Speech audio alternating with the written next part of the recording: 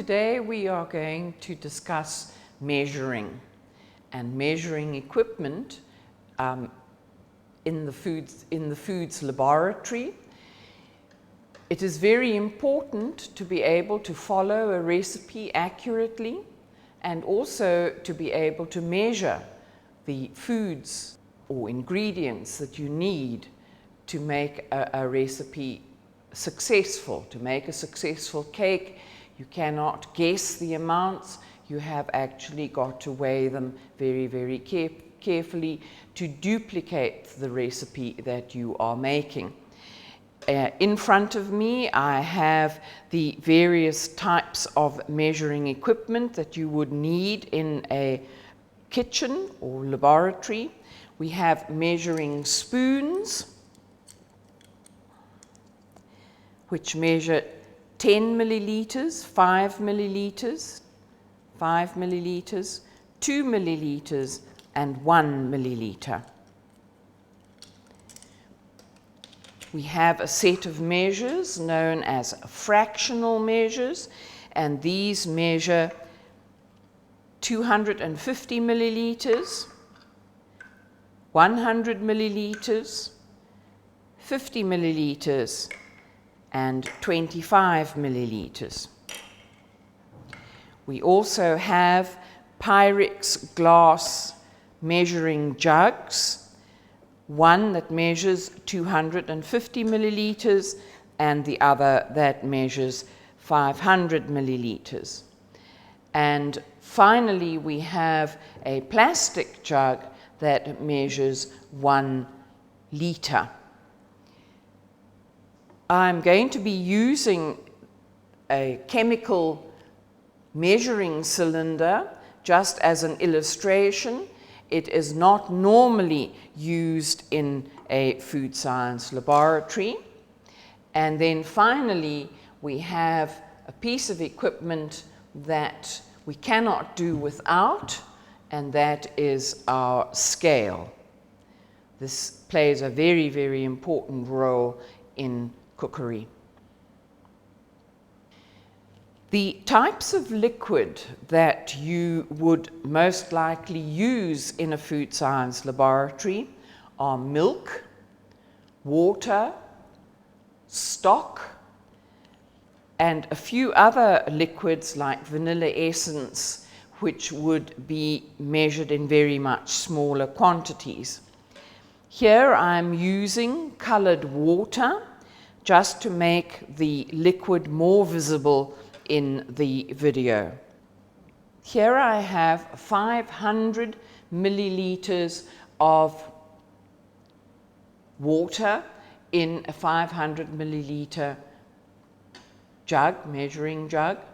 The most important thing to remember about liquids is that you have to measure them, have them at eye level so that you can judge the lower center of the meniscus to make quite sure that the liquid is accurately measured.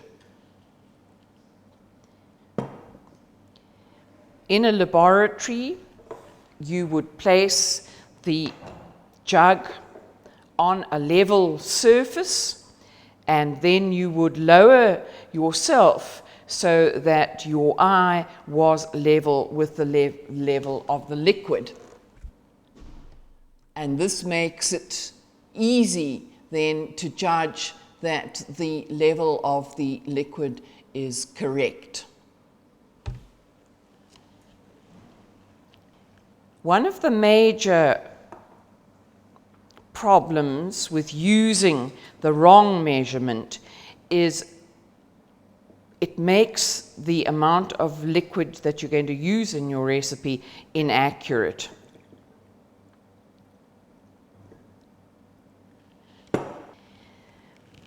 If I need 500 milliliters of liquid and I measure 250 milliliters twice, it means that I double up the error that I would be making. If I take a 100 milliliter fractional measure and I fill it with liquid, trying not to spill any liquid, and I pour that into my measuring cylinder,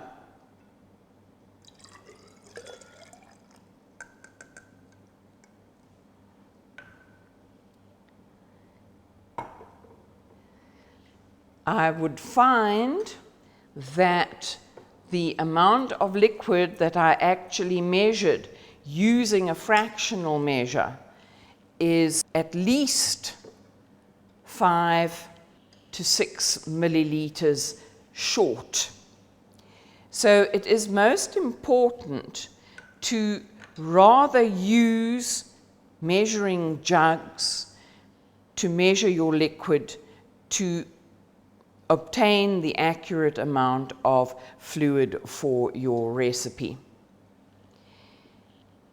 If I took a 25 milliliter fractional measure and I measured 4 times 25 milliliters and I poured it into a 100 milliliter container, I would find that the inaccuracies are then increased even more.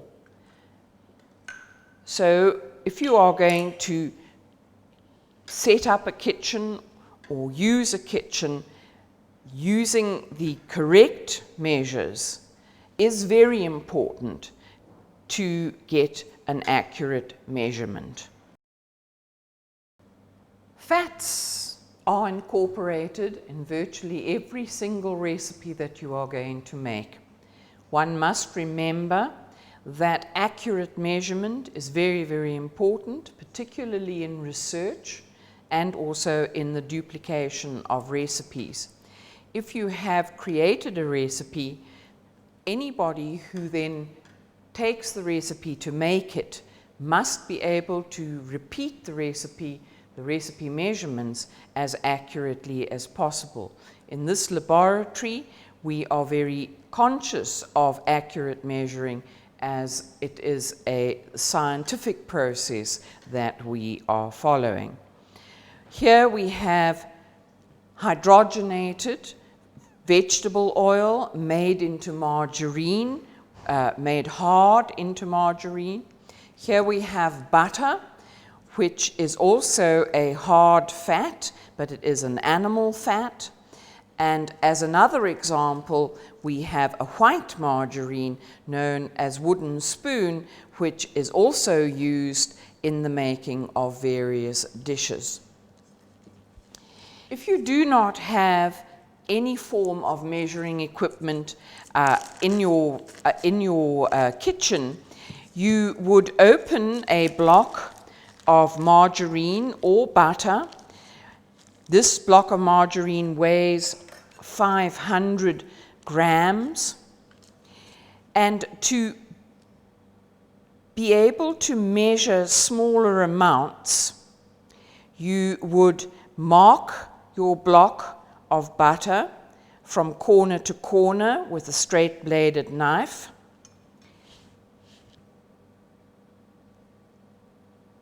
From corner to corner with a straight bladed knife. And where the two lines cross, you have the center point for the cut you are going to make, which will give you 2 pieces of butter at 250 grams each. If you then needed a smaller piece of fat for your recipe, you would repeat the process from corner to corner. You would mark a line, and where the lines cross, you have the center which you cut along.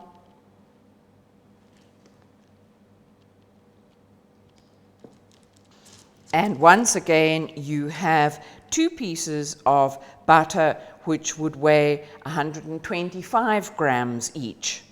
And you can repeat this process over and over again, measuring smaller pieces of butter or margarine as you create smaller squares. There are different ways of measuring margarine. Although using a scale is the most accurate way, if a scale is not available, we can use the other methods. The most important thing to remember about margarine is that volume and weight are equal. So 10 milliliters of margarine will weigh exactly 10 grams on the scale. So you can take the margarine and press it very carefully into the 10 milliliter measuring spoon,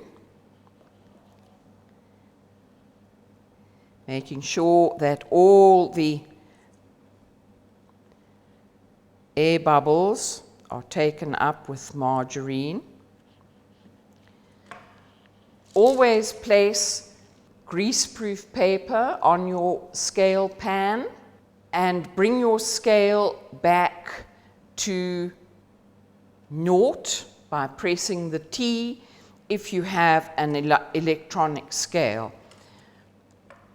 In a home situation, the weight of the paper is so small that you would discount it.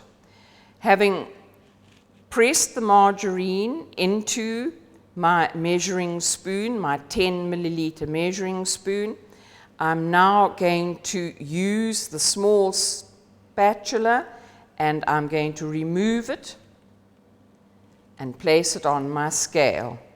And if you have been very careful to make quite sure that the spoon is full of margarine, you do obtain an almost accurate 10 grams of margarine. The scale here reads 9.9, but it is accurate enough.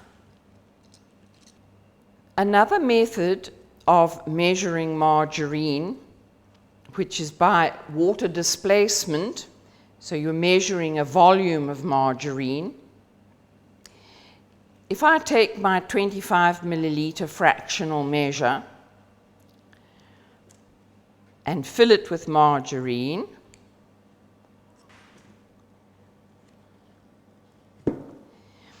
this is more difficult to do because the fractional measure is deeper.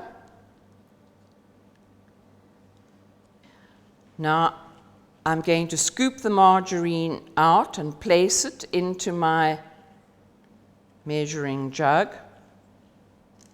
You have a measuring jug, which is a 250 milliliter measuring jug, which I have filled with water to 200 milliliters. Now I want 50 milliliters of margarine or fat, and I need to put margarine into the water so that the water level rises to 250. And then I know that the amount of margarine in the cup is 50 milliliters because of the water displacement.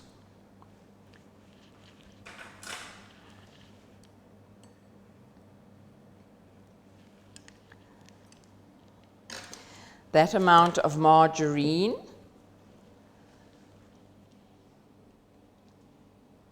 is round about 25 milliliters.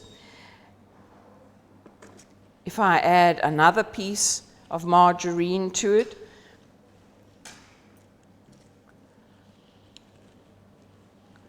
some more margarine, that has brought the measurement up to 250. So therefore I know that that is 50 milliliters of margarine. It should be 50 grams of margarine. I'm now going to remove the margarine from the jug and weigh it, just to show that it is a method that you can use, but it is most definitely not that accurate. Pour the water out of the measuring jug and place the margarine on the greaseproof paper on the scale. And the weight is 54.7 grams, which means that using the displacement of water to measure margarine is even less accurate than pressing the margarine into a measure. We are now going to discuss the measurement of the various types of sugar when you are using them in a recipe. And the first thing that I want to stress is that a glass measuring jug is not used to measure solids.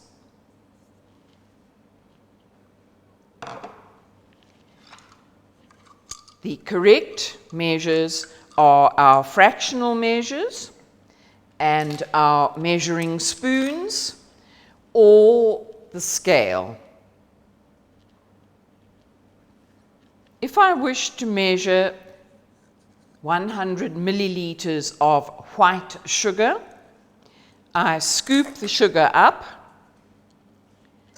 and I take a straight-edged spatula and I make quite sure that the sugar is filling the cup, and then keeping the measure diagonal, I scrape it across the top of the cup, and that gives me an accurate measurement. This is measurement by volume. The other method of measuring dry ingredients is to use a plastic container, such as this plastic measuring jug, place it on the scale, press, tare, bring it back to naught, and add your sugar to your jug. The most important thing to remember when using a container on the scale is to use plastic, as it is light and does not take the scale to its maximum measurement. If you are working with sticky brown sugar, which has a different texture to white sugar, you would scoop the sugar out using a spoon and pack it into your fractional measure.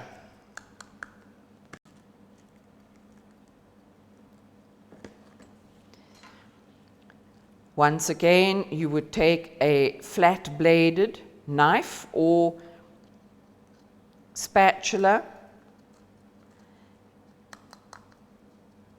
and work the sugar across so that you have a level top. I'm going to measure this quantity of brown sugar now, using exactly the same method as I used before. And you will find that it doesn't weigh as much as the white sugar did, because the crystals don't pack together. There are air spaces in them. The last sugar we're going to discuss is icing sugar, which is a very fine powder, more difficult to measure because it's usually lumpy. We scoop the icing sugar into the fractional measure. We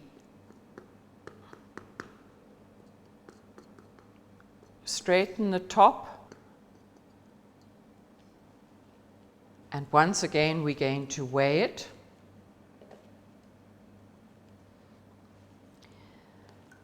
And we will see that icing sugar weighs the least for the same volume.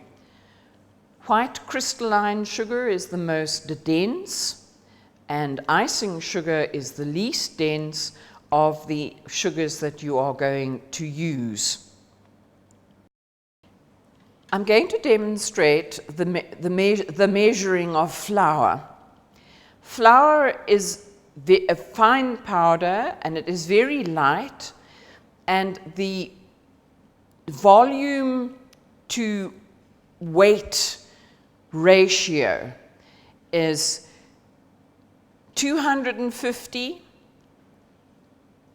milliliters of flour will weigh exactly half, 125 grams. So if you have 10 milliliters of flour, it will weigh 5 grams. This is, you must remember this, margarine or fat, if you remember I said weighed 1 milliliter to 1 gram. Flour is 2 milliliters to 1 gram.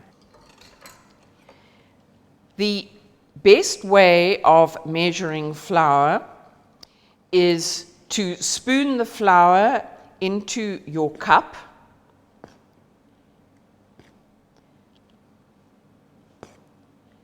Do not pack the flour in by pressing it down like that or like that. This gives an exaggerated amount of flour. Use your straight-bladed spatula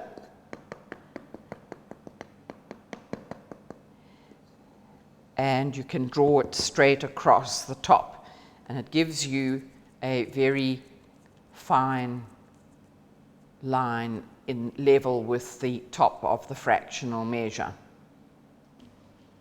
I'm going to weigh the flour now.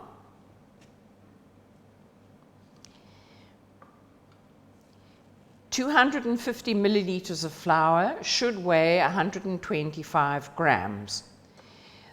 The weight of this flour that I press down into the cup weighs much higher than it should. From this, we can decide that the most accurate measurement for flour would be to weigh your ingredients rather than to use fractional measures. Here we have nutty wheat flour, which has a large quantity of bran in it. Now, to weigh this, you scoop the flour into the cup, overfill the cup, and then level it off. This is more difficult because the bran is inclined to make hollows in the top of the cup. Once again, I'm going to weigh it, and because of the bran, the flour weighs less than it should. It should weigh 125 grams, but it's weighing 122 grams, and this is because of the air pockets that surround the larger particles of bran. I'm going to demonstrate and discuss the sifting technique of flour. You pour your flour, your measured flour, into your sifter, and by banging it against the side of your hand, you sift your flour onto a piece of greaseproof paper. This prevents it from spreading or falling off a plate and makes it much easier to pick the flour up and pour it into the mixing bowl as you need to use it. The reasons for sifting flour are to aerate the flour, introduce air, to remove any foreign particles, or to remove any lumps. Another reason for sifting flour is to mix the ingredients. Usually in a recipe, it says put the flour,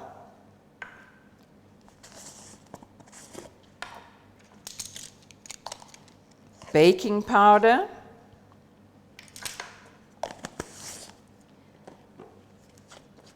mixed spice,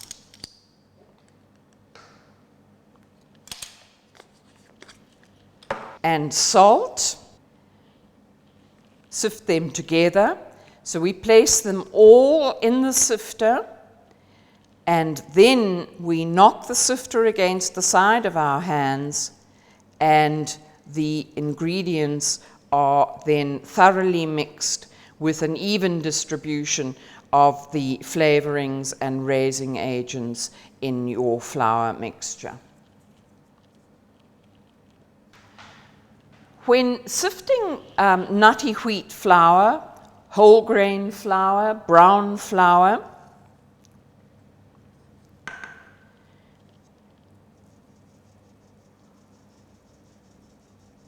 you will find that very little of the bran goes through the sifter. We need the bran for health reasons and also to complete the weight that was asked for in the recipe.